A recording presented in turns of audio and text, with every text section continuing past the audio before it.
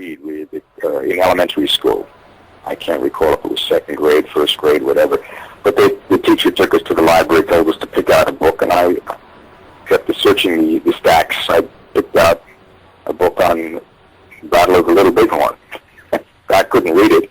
I was too young, but I enjoyed looking at the pictures of the book. How I got stuck with that, I'll be honest with you, there was always a fascination with Custer, with me. He was the type of individual that I feel all men want to emulate. They want to be brave. They want to be courageous, even if it's not easy to do so. For example, military charge on horseback back in the Civil War, I took a lot of guts. But the one thing that really drove my interest about Custer is how he was so vilified by just, he was transformed into some type of idiot. I've always been interested in it. One of the first books I read in grade school was Comanche, the sole survivor of the battle, which of course he wasn't, but the story grabbed me from the very beginning. Custer, it never occurred to him, he had this boundless energy and, was in excellent physical condition. It never occurred to him that the rest of the regiment couldn't also ride all day and all night without rest. After Gettysburg, they're struggling along in the pouring rain and the mud, and he decides it's time for a nap. So he flops down in the nice soft mud under a tree and sleeps for 3 hours, Most people really couldn't do that, but he wasn't aware that other people had limitations that he did not. And, when you're leading a regiment, you kind of have to pay attention, and that's one thing that he didn't do. I have to tell you that even the officers and my enlisted men refer to me as hard-ass because I can set the saddle longer than most men. Bloody Knife has described me as the only man he knows that can ride all day and never sleep at night. So if you're a cavalry officer, you're naturally going to find Custer sooner or later in your military history readings. And actually, I was never very interested in Little Bighorn. I was just interested in Civil War history and studied Custer from that angle. And only after I'd learned all about him there did I study Little Bighorn in any detail. And, of course, that probably colors my attitude towards Custer because I knew him before he was in the movie Little Big Man. In Little Big Man, he was depicted as crazy, which, was fairly far from the truth. But, people wonder why on earth did he attack this huge Indian village with not enough guys and screw everything up and get killed. And I still think that the answer is everybody screwed up, and you put it all together and you get Little Bighorn. They've never really even shown the family dynamic the way it should have been. Okay, there was 3 brothers that were killed together. That's amazing, And you would think, they got that with Wyatt Earp. You don't show Wyatt Earp and then just Wyatt Earp and then, who's that guy? Oh, fuck that guy. That's his brother and his other brother. And they make a big deal out of the fact that he was with his brothers and they had a lot of loyalty. Well, shit. There's 3 guys that, were riding together and got in a jam and they all died together, plus their 19-year-old nephew, and they had a brother-in-law. Shit, Maggie Custer lost her husband, 3 brothers, and a nephew. That sucks. Well, I think Custer was a fine man. I mean, I admire him. I think he was what you might call brash or kind of hot-headed. He was definitely a bit of an egomaniac. He hit his faults. But overall, I think he was a good officer. I think he was a good commander. And I think he had a good idea in what he was doing at the Little Bighorn. If his subordinate officers, and in particular I'm talking about Reno and Benteen, had followed his orders, I think it would have turned out a lot different. Well, you think Custer would take his little brother and his nephew?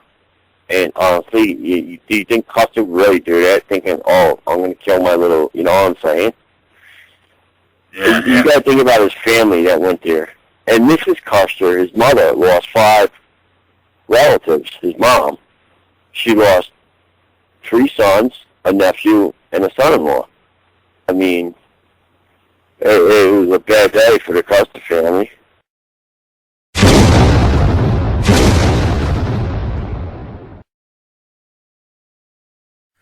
On the 5th of December, 1839, Emmanuel and Marie Custer brought a newborn son into the world, right nearing to Christmas.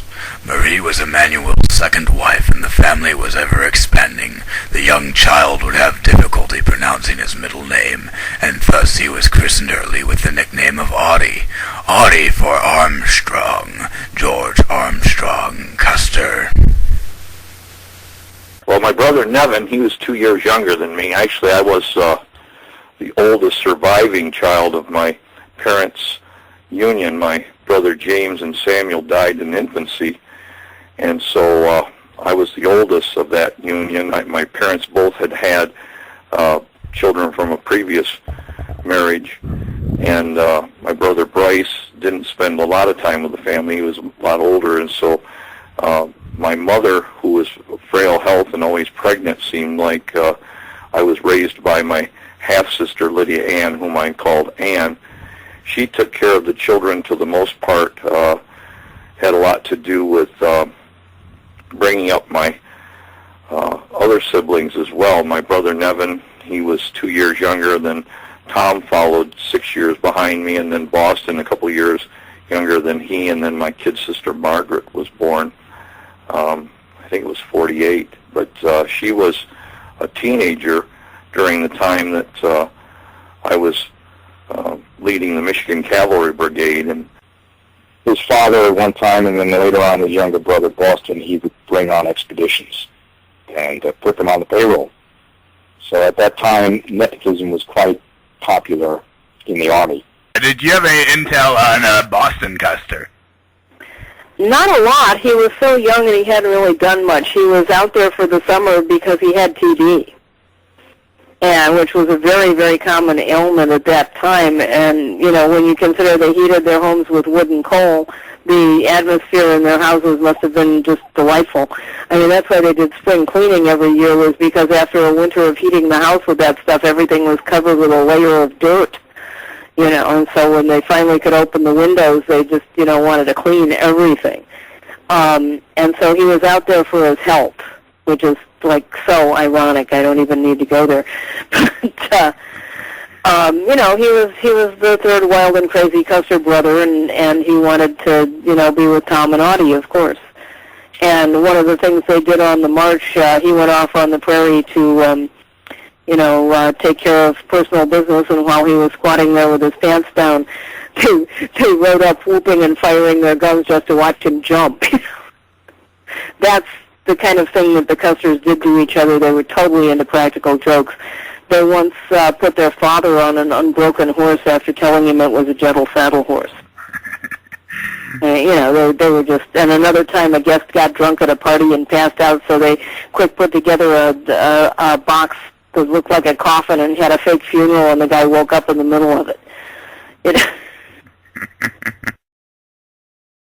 I recall very vividly that when I moved to Monroe, Michigan, this was the second move. The first move was when I was about 2.5 years old, and my father had his livestock rustled by some desperados, and he became discouraged, moved back.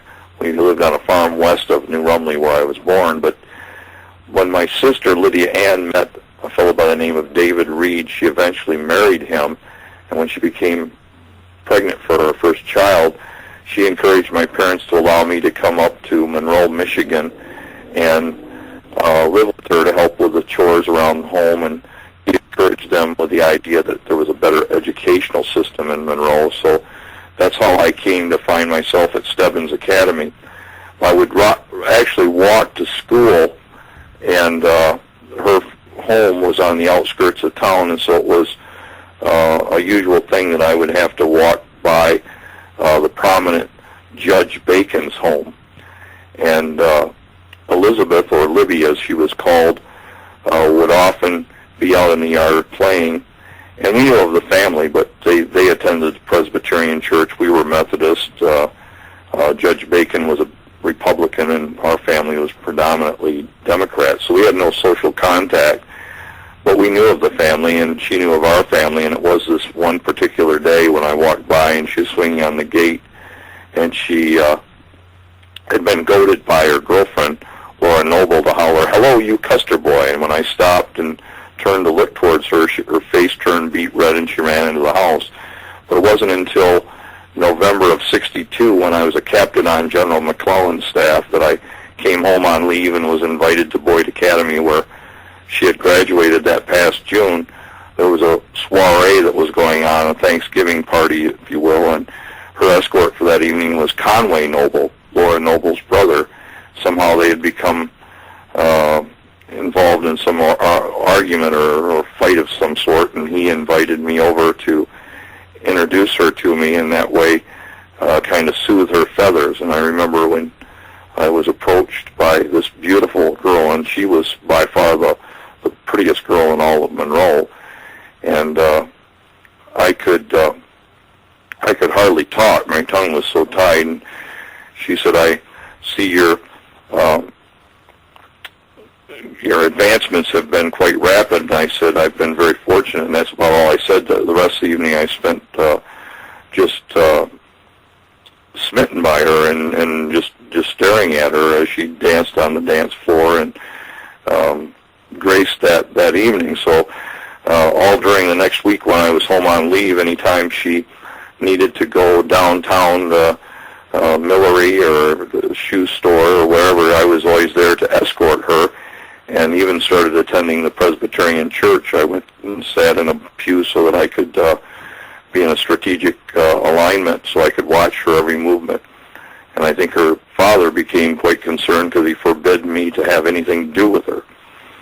And so I guess my greatest accomplishment, besides being the youngest major general in the history of our military, was being able to marry the prettiest girl in Monroe and convince her father that I was an eligible husband for her, since he was very disconcerting and that he didn't want her to be an early widow. But after I became a brigadier general, he relented and allowed us to get married on February 9th, 1864. They were very, very fond of each other, and when they were together, sparks flew. You know, she wrote the 3 books, Tending on the Plains and Boots and Saddles and Following the Guidance. And you know, they were very popular books at the time they were published, and still are today. And you know, he was her hero. He was the golden boy general of the Civil War, and she made sure that everybody saw him in that light. And she was such a strong personality, nobody dared write anything negative about him until after she died. And one of the very first negative ones came out literally the year after she died, Glory Hunter by Frederick Vandewater. His relationship with the housekeepers, his pets, all sorts of little adventures they had on the trail. This is the value of her book, and it all comes through. So she's an excellent writer. I mean, she's a very talented writer. So yeah, if you want to get to know the personal Custer, his personal life and his personality, her books are very good for that. Well, I entered West Point Military Academy in June of 1857, and for a small farm boy from New Rumley, Harrison County, Ohio, it was kind of a difficult thing to even wrangle an appointment to the academy. It was always our congressman that would appoint us for the opportunity of furthering our education. That was primarily the reason I went. My family was middle class or below, and my father was justice of the peace and a blacksmith. So the money that I was able to save and the money that he got from putting a mortgage on the farm was what sent me up to West Point. Passing pre-exams was something that was a difficult stretch for me. I'd spent a year as a school teacher trying to bone up on math, and being able to pass that pre-exam was a big hurdle. Of the 108 applicants, only 68 were to pass pre-exams, and of that 68, it eventually would dwindle down that at the end of the 4-year period that I was there, only 34 would actually graduate. I graduated last in my class, and for those who would scoff at that, probably had less inclination to even get into the academy, which was a major hurdle for me. My career as a cadet had but little to commend to those who would come after me, but as an example to be carefully avoided, since I accumulated 812 demerits, just 23 shy of expulsion. I spent 66 consecutive Saturdays walking guard duty to shave off some of those skins in order to be able to stay in the standing that I had in the academy. Given any semester, 100 demerits would get you immediate expulsion, and so I was usually between 96 and 98 skins on my record during that time when I was there. Well, there was a point in the early 1870s we actually almost went to war with Germany. But I think that after the American Civil War, I think Europe got up on its hind leg and says, oh boy, our little boy has grown up. The opening shots ring out at Fort Sumter, and Abner Doubleday fires back at the Confederacy from his cannon. Year after year of bubbling conflict over the issue of slavery, as well as the South's ever-eager abundance of preparation and confidence in their fighters, will now culminate into one of the greatest wars in the history of the United States, with two well-pitted opposing forces that may likely indeed be known forever worldwide as two of the finest armies ever produced. The same soldier who would later become depicted as one of the most foolishly aggressive and headstrong officers of the Indian Wars would first be promoted to the staff of a man whose reputation and legacy would be the complete opposite. In a bizarre twist of irony, Custer would form a long-lasting personal and professional bond with George B. McClellan. McClellan's kind of like your first-round draft pick football player right out of college. You know, and then he ends up, holding out on you for training camp to get more money, and then he shows up and he sucks. I mean, McClellan was a good commander. He was a good organizer, but he wasn't aggressive. McClellan's problem was, I think in the movie Gettysburg, I don't know whether Lee ever really said this, but they had a line in there that Lee said, in order to be a soldier, you have to love the Army. And in order to be a commander, you have to be able to order the death of the thing you love. And one of the things about McClellan was he hated to send his soldiers to die.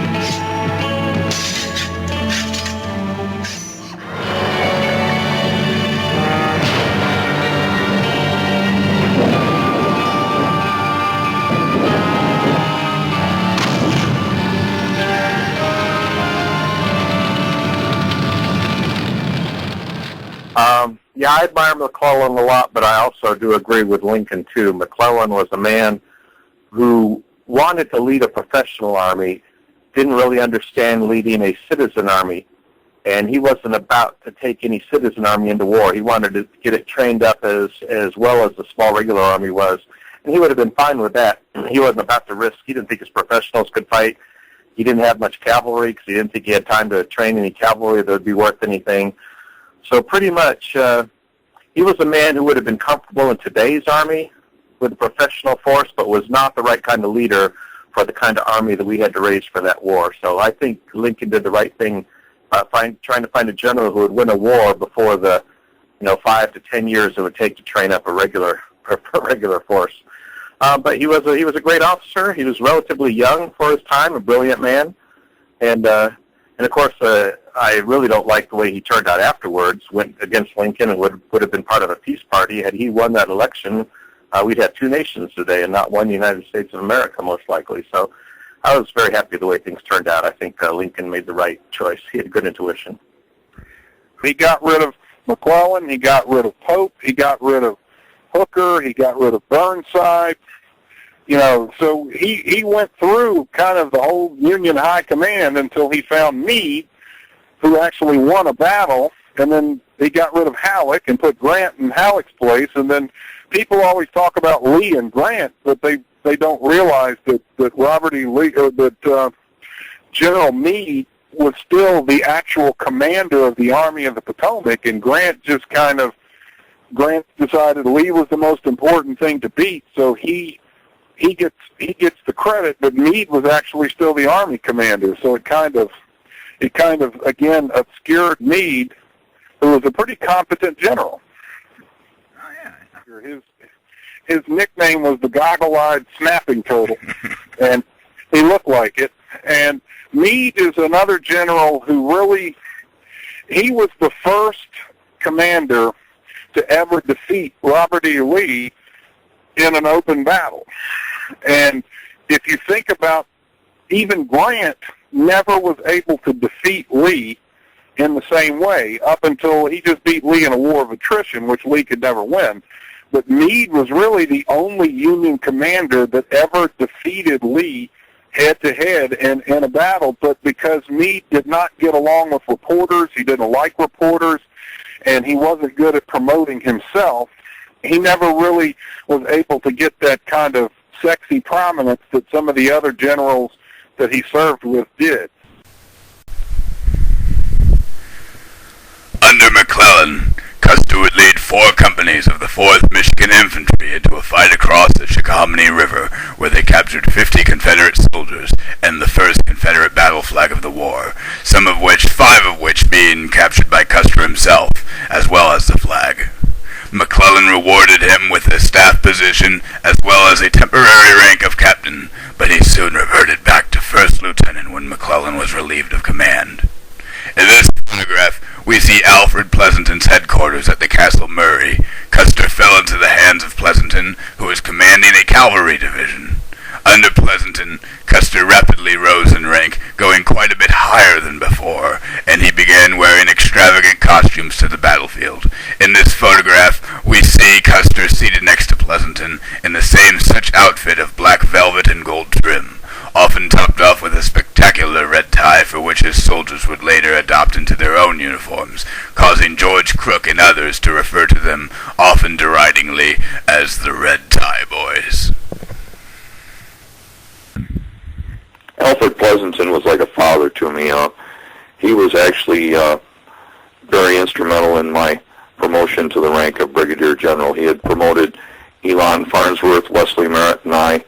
At the same time, he recommended to General Meade. General Meade had just taken command of the Army of the Potomac, replacing General Hooker, and Meade asked General Pleasanton what was his thoughts about the cavalry.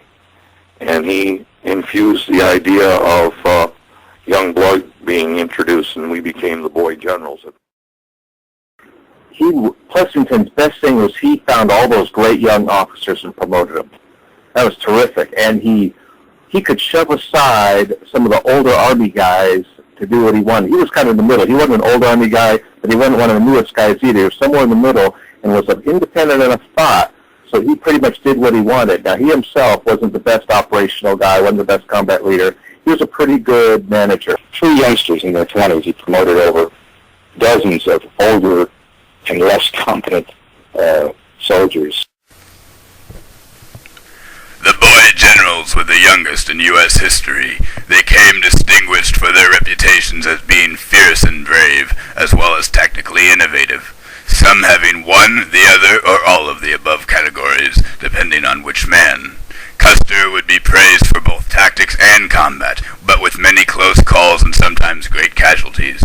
Hugh Judson Kilpatrick was one of the most reckless of all. He is credited with sustaining some of the greatest and most unnecessary casualties, as well as taunting and sometimes ordering his officers into taking more risks. Elon J. Farnsworth had been a boy general for all but a few days when Kilpatrick sent him on a suicidal charge against John Bell Hood's soldiers beneath the Little Round Top. The charge was repulsed with the heaviest of casualties, and Farnsworth himself was shot dead with 5 bullets to the chest and completely immersed in gray. Yeah, Kilpatrick's an example of the real eccentric, and probably too much of one. Kilpatrick probably would have been great if Custer was his boss instead of the other way around. He probably had the perfect team. Can you imagine if Kilpatrick was in Reno's place or Ben Dean's place? Oh, yeah. With a very, very different different action. If any of Kilpatrick's horses could still walk, of course. Kilpatrick needed to have a calmer head above him that would keep the reins on him until he just needed to be let go at the right time, and then Kilpatrick would have run with it. So it's just a shame that he outranked Custer and Merritt and those guys from West Point, because if it had been the other way around, he probably would have did a lot more for the Union War effort. It's rare to find an officer that is first class in both those fields, the management and administration of a force versus the combat leadership force. Some men were, people like Napoleon, Alexander, the greatest officers you can think of in history, were the top of their class in both those fields. But most officers who are great are really good at one or the other, and if they're successful, it's because they find people around them that can fill in those things they don't do well. Even within the cavalry, you have heavy cavalry guys who like nothing more than to close with the enemy and smash them, and you give them a force, and they're going to get up there and run over anything in their path. And you get light cavalry guys. And these are the guys we call hussars, just only because in Europe, when they were developing most of our written doctrine today in Western armies, it was from Europe of 16, 17, 1800s. And they called these light cavalry guys hussars. In Russia, they call them Cossacks. Sometimes they're called Uhlans. In any case, the hussars would prefer to dance around you and shoot from afar and harass you to death rather than roll over you. They're very good scouts. They'll spread out across the countryside and swarm everywhere and tell you everything that's out there. They're good at raiding. They're good at sabotage. They're good at picking off couriers, capturing, gathering intelligence. If you need someone to go in and grab a bridge, like a little ranger force would go through, the hussars are your rangers of the day. They go behind the lines and capture a bridge or town ahead of your main army or a defile. So those kind of guys, unlike the other officers, they need to be bold risk takers because they're expendable, frankly. This is a force, you take these little light forces that aren't your main battle winners. What they are is everything around on the outside that supports your battle, the reconnaissance, the raids, things like that, the flank security. And so because they're expendable, they're allowed to take more risks, and you pick guys that are personally oriented towards taking those risks and doing everything for the mission, almost regardless of the cost. Now, they'll do it as well as they can. You don't want them to be as stupid as Kilpatrick was, although he was still very valued because he would do just those things. But you could find someone with that much aggressiveness and someone like a Custer or maybe a Merritt or a McKenzie or Miles that will do those kind of things and be smarter about it, have a greater chance of success and a less chance of getting your force wiped out.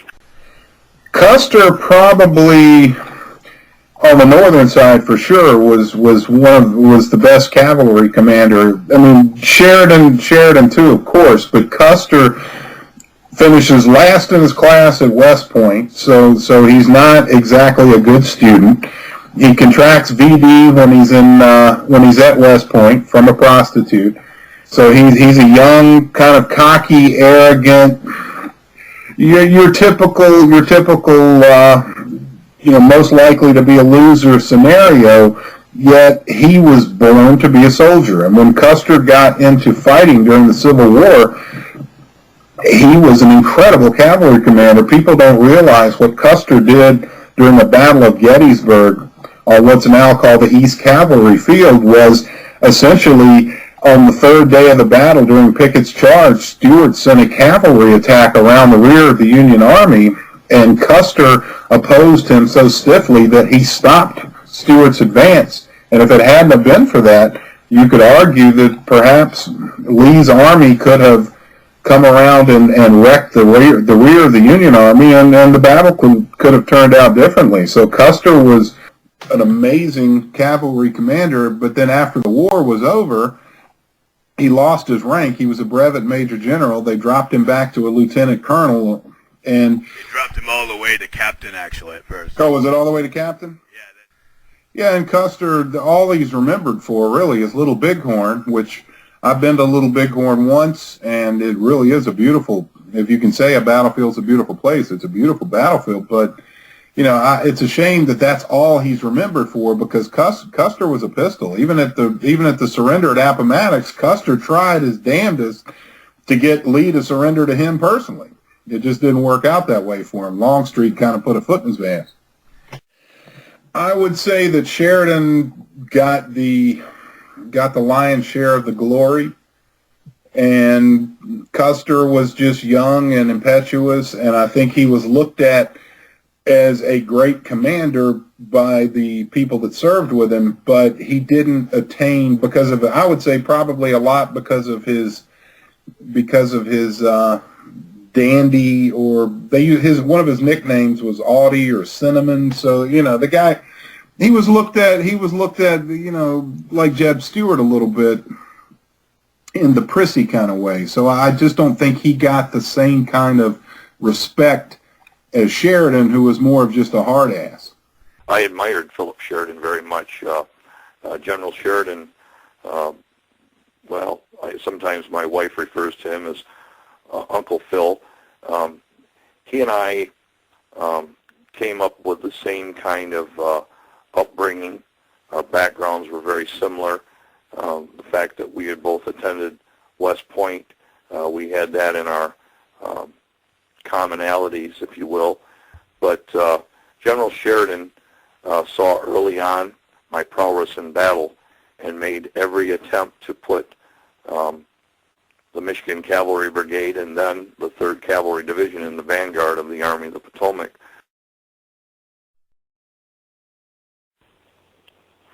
Brandy Station was the biggest cavalry battle of the war, and Stuart loved pageantry, and he loved parades, and he loved reviewing his troops. So he was having one of his usual, we're getting ready to go off to the Battle of Gettysburg, so let's have a grand review.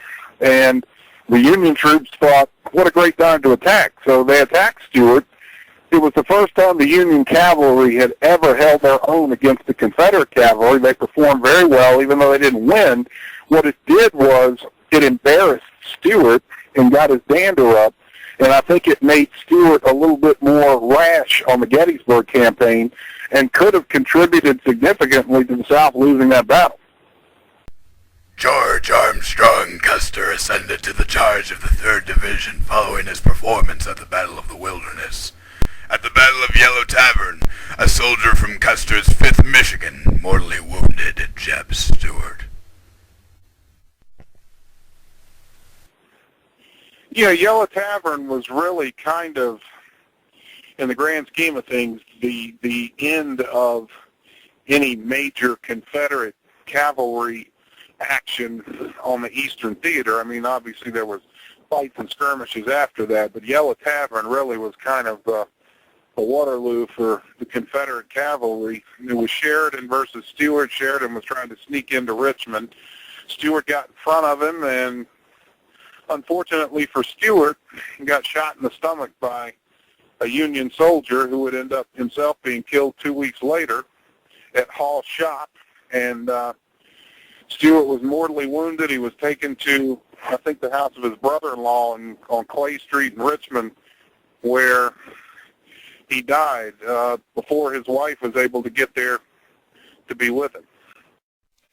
I think Jeb Stuart was the best cavalry commander of the war on both sides. I think Stuart had his faults, like everybody does, but Jeb Stuart, I believe, was definitely the best cavalry commander produced in the American Civil War, and I think he proved that time and time again. I think the Gettysburg, where he really got his reputation took a hit at Gettysburg. I think you could lay as much of that blame on Robert E. Lee with vague orders and allowing Stuart to go off on his own. And you can also give Joe Hooker a little bit of credit for being able to shadow Lee a lot quicker and a lot more effectively than Lee thought he could. And I think you could give a little bit of both of those. But I think Stuart catches the blame because nobody really wants to lay any kind of a blight on the memory of Robert E. Lee. Well, I have to tell you that my foremost opponent through the Shenandoah was my old classmate, roommate from the academy, Tom Rosser, and I think by far he was probably one of the finest cavalry officers in the service. taught him everything he knew when he was there. He was a West Point dropout, a college dropout, if you will, but yet he went on to become Lieutenant General of the Confederate Army after the surrender at Appomattox. I didn't see him again until we were up on the High Yellowstone in '73. I was protecting the Northern Pacific Railroad surveyors. He happened to be on that survey up there. He was chief surveyor, and I was under the command of General David Stanley. For my most part, I had many classmates who fought me during the war, and even though Rosser stands out, John Pelham, he was a roommate with Rosser. Jimmy Parker was my roommate, and he and Stephen Ramser, I sat at Stephen Ramser's bed when he passed in the Shenandoah, at Winchester. I had experience with a great many of the Southern officers, having captured them or entertained them in my camp after they were captured. It happened that Captain Farish was coming home when I had my headquarters set up in Charlottesville, Virginia. We had saved then the University of Virginia from destruction by some of the bombers and some of the renegades that were going to set it afire, so we put up a guard post there. And this particular gentleman was brought to my attention because he was dressed in rags and a hobo-type garment, and he had exchanged clothes with this traveler on his way home. And as he was brought into the parlor of the house that turned out to be his own home, his children ran down the steps to embrace him. So I told him to go upstairs and change his clothes, and I would send him back with a note of parole to General Sheridan and hope that there would be some sort of pardon for him. And noticed that he was wearing a pair of Persian slippers. He had no boots. And I told him that he couldn't go back and see General Sheridan without a decent pair of riding boots. So I slipped off the pair I had, and they were captured boots that I had captured from a Confederate anyways. But I allowed him to wear them back to the lines to meet with General Sheridan. As he left, he said he hated me as an enemy but loved me as a brother. And so there were acts of kindness that both sides. And so coming into conflict and discourse with the Confederate Army throughout my military career was part of the actual nature of that conflict, brothers against brothers. Well, a lot of people don't realize that the image of Southerners as inbred hicks that date their sisters and are barefoot and don't go to school, a lot of that came about after the Civil War. During the Civil War era, the South was almost looked at more in the cavalier, that's where all the rich people are, that's where all the big plantations are, that's where all the money is. The industrial complex of the North was coming into its own, but the Southerners at that point, really, the South was a lot of the power of the country. That's where most of the presidents had been born, the whole thing. So the Civil War wrecked the Southern economy beyond all repair. Sheridan, at the end of the war, pretty much burned down the Shenandoah Valley, making the comment that if a crow wants to fly up the valley, he'll have to take his food with him, because there's not going to be anything to eat, because they destroyed it. So after the war, the South, unfortunately for the South, Lincoln was killed. What happened, Reconstruction was not what Lincoln wanted. Lincoln really, and Grant and Sherman kind of mirrored this when they were accepting the surrenders of Lee and Johnston. Lincoln really wanted it to be kind of like, all right, the war's over, everybody go back to doing what you were doing before the war, and let's move on. He really wanted it to be that way. His party, the Republican Party at the time, the radical Republicans and the abolitionists, wanted to punish the South. They felt like, essentially the reparations mentality that was put on the Germans after World War I. It was like, you guys caused all the trouble. We won. So now you're going to have to do things our way and like it. At the Battle of Trevilian Station, where Sheridan and Hampton would clash against each other in the biggest cavalry fight of the war, Custer came near to complete annihilation. His 5th Michigan Cavalry had found the station unguarded and successfully captured the lot and its assets totaling 800 prisoners, 90 wagons, 6 artillery caissons, and 1,500 horses among the items. But the charge had cut them off from Sheridan, and their pursuit of the escaping wagons took out some of their manpower and lost them much of their loot as well. A duel of the sevenths ensued when the 7th Georgia of the rebels got between Custer and the station, and Custer ordered the 7th Michigan to repulse them. They beat the Georgians back, but Wade Hampton now took notice and sent Tom Rosser's brigade after the station, where they were then united with the approach from Fitzhugh Lee and with Gilbert Wright's and Matthew Butler's brigades. Custer was now opposed from 3 sides of the station and decided to pull out along Gordonsville Road, but he did not see the Confederate horse artillery battery on the hill to the north. The battery opened fire as soon as he was in range, and he was also getting overwhelmed by Hampton on his right flank. Custer was now surrounded with his command getting charged on all sides and hit with shells. With the possibility of the end looming, Custer tore his colors from the staff of the flag bearer when the flag bearer was shot down and tucked them into his coat. Sheridan had now heard the firing from Custer and came to the rescue. Half of the 5th Michigan was obliterated, and Custer lost 361 men in total. Sheridan asked if he had lost his colors. "Not by a damn sight," was Custer's reply.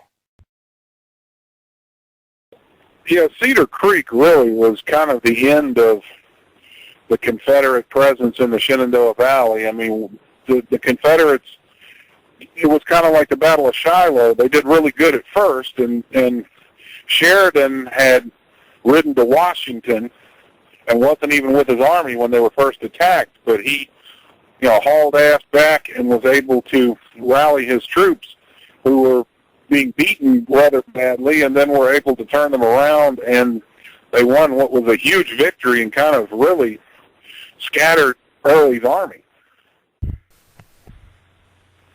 Well, Tom, my brother Tom, of course, you knew the story about him wanting to enlist in the service and being rejected because he was underage. So he took a piece of paper and he wrote the number 18 on it and put it in his shoes. So when the recruiter asked him if he was over 18, he was able to say yes.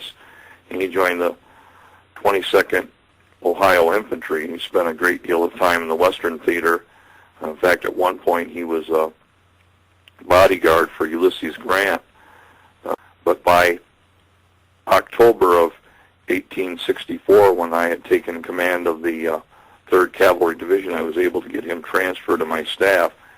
And he proved himself probably such that he should have been the general and I the captain in his audaciousness, particularly at Nabazine Church, where he captured a battle flag, and then 4 days later at Sailor's Creek, where he even received a wound when he captured a 2nd battle flag, and for that he became the first man in history to be a double Medal of Honor winner. But Tom got an appointment to the 7th Cavalry after the war, and we spent time being stationed in Kentucky. He was in South Carolina, Union City, South Carolina, putting down moonshiners and Ku Klux Klanners and Knights of the White Camellia. Quite frankly, I was remiss, maybe because I didn't want people to think I was playing favorites, that I didn't put him in a position to lead charges into the opponents towards the end of the war, or when we came to the frontier, because if he was given an order, he never wavered on that. He carried it through. I think so much so that people who thought I was playing favorites, I actually saw that I was stricter with Tom than I was any other officer in the regiment. Confederate shot him in the face. He almost gets knocked out of his saddle. He rises up. He shoots the Confederate in his face, kills him, takes his flag. He's bleeding like profusely. The bullet went through his right side of his right under his eye, and it came out below his ear. And he came back with the flag, and he gave it to the guys. And he tells Custer, I'm going back in. He goes, no, you're not. He's like, no, there's more rebs. And he's like, and Custer had him arrested. At the same time that Custer was making a name for himself, officers who would later serve under him during the Indian Wars were also carving out a few reputations of their own. Frederick Benteen participated in the battles Wilson's Creek, Pea Ridge, Vicksburg, and Westport. His soldiers captured John Sabington Marmaduke at the Battle of Mine Creek when the Confederate general was confused by the uniforms and accidentally went to rally the wrong soldiers. Benteen and the Union forces were greatly outnumbered, but won all three engagements of Mine Creek, forcing Sterling Price out of Missouri. James Harrison Wilson was Benteen's favorite commander. He trained Sherman's cavalry for the march to the sea and dealt crushing defeats to Nathan Bedford Forrest. His men would eventually capture Jefferson Davis. Yeah, and that was his finest hour, was the work he did against Forrest. Of course, Forrest was a professional soldier, but Wilson certainly was able to take advantage of that and really embarrassed Forrest badly in that last campaign. I mean, they say Forrest was outnumbered, and somewhat he was, but he was deep in his own territory, and it was similar numbers he'd fought against before and won, but Wilson outsmarted him that entire campaign, did an excellent job. But Wilson was a second-tier officer. I think he was better. I think he was a first-tier manager and a second-tier tactician, operational leader, but he was good enough to beat Forrest. Yeah, the Civil War soldiers, they called it partisans or guerrilla war. In the East, you had the most famous partisan, of course, of the Civil War was John Mosby in Virginia. And he was so successful that a portion of Virginia was actually called Mosby's Confederacy because he could pretty much operate as he wished in a certain part near Warrenton and in the Shenandoah Valley of Virginia. And then Forrest was a straight-up field commander that used completely off-the-books methods of fighting. He wasn't trained at West Point like every other general in the Civil War. Forrest was self-trained, self-made. So he didn't go by any rules. He didn't worry about Hardee's tactics. Forrest went in there and figured out how to win battles. Miles Keel was rescued from a prison in Italy to fight in the Union Army of the Civil War. Under James Shields, they made a hot pursuit of Stonewall Jackson through the Shenandoah Valley and nearly captured him at the Battle of Port Republic. Keel would be reassigned to John Buford along with his friend Joseph O'Keefe, who had also served in the Papal War. The two Irish soldiers would follow Buford from Brandy Station to Gettysburg, and Keel was at the side of Buford's deathbed for the last hours of his life when he was dying of typhoid. In 1860, the Pope was fighting Garibaldi over in Italy. Garibaldi was trying to unify Italy, and the Pope was trying to hold on to his property, and the details of that are massively confusing. But in any case, the Pope asked for young Irish guys to come fight in the Papal Army, and Keogh had been reading, soldier stories all his life, notably Charles O'Malley, the Irish Dragoon, which I actually have a copy of. So anyway, he'd always, planned on being a soldier when he grew up, and now he's 20 years old, and the Pope wants him to come fight. Oh, he's a good Catholic. He runs off to Italy. They lasted about 3 months, got captured. Pope was defeated. Keogh and his buddies became papal guards. They found this boring. The Bishop of New York arrived, sent by William Seward to recruit young Irishmen for the Union Army. Oh, what a good idea, they say, and head over and join the Union Army, and that's how Keogh got here.